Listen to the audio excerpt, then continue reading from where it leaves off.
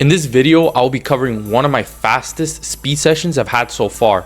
I want to go over everything I did so you guys can learn a thing or two to incorporate into your training.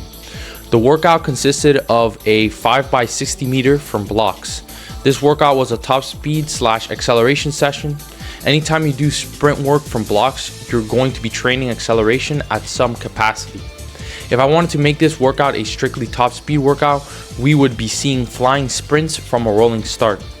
The warm-up consisted of general mobility stuff first, like leg swings, ground mobility, and bodyweight squats. Then I got into the speed drills that I'm showing on screen. Speed drills are a great way to prime the body for sprinting and slow down the techniques you're going to be using at top speed. While drills can help you improve your technique, this only happens when you apply what you're doing in the drills to the actual sprints. Drills alone won't make you faster. You need to do your speed work to actually see speed increases. After my general warm-up in drills, I get into the warm-up sprints and plyometrics. I usually do 3 warm-up sprints, 10 to 30 meters, at gradually increasing intensities to get my central nervous system ready for the demands of my workout.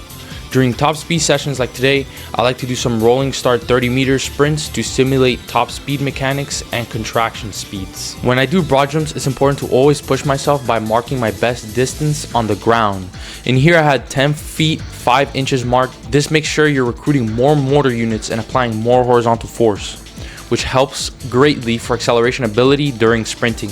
Then I move on to bounds. Bounds are one of the most powerful plyometrics for developing your sprinting ability. It is the most biomechanically similar plyometric to sprinting you can do.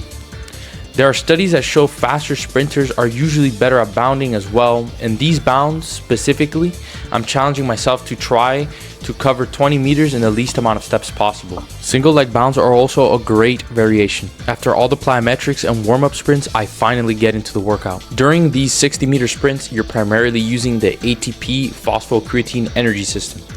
In between reps, it is crucial you're getting enough recovery, 6 minutes or 1 minute per 10 meters ran.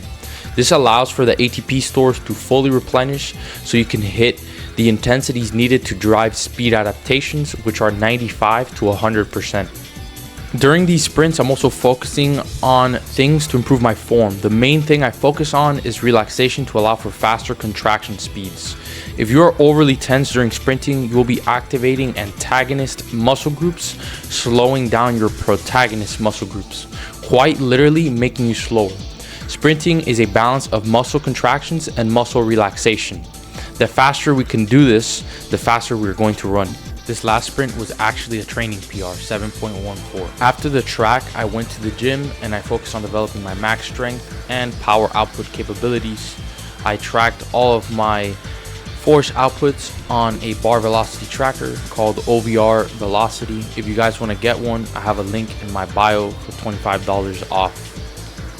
Whenever we are in the gym, we want to move the weight as fast as possible. It doesn't matter if it's super heavy or super light. We're always trying to move it as fast as humanly possible.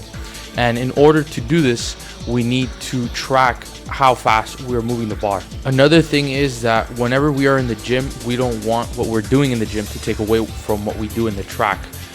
The stuff we do in the gym is always going to aid our sprint training, not take away from it. So it's important to manage loading and intensity. The sweet spot from my experience has been 70 to 80% intensity on all of my lifts and progressing it slowly throughout time. Thank you guys so much for watching. We recently hit 10K, guys. Thank you so much for the love and support. You guys have no idea how grateful I am for each and every one of you. Thank you so much. Another thing I wanted to mention is that I recently just released a Patreon where I have training programs, form analysis, and a bunch of really cool stuff, and it would mean the world if you guys checked it out. I'm also doing one-to-one training, and there are only 4 spots available. If you guys want to join my one-to-one training, just make sure to join the Planetary Sprinter tier on my Patreon. My Patreon is actually linked in my bio if you guys want to check it out.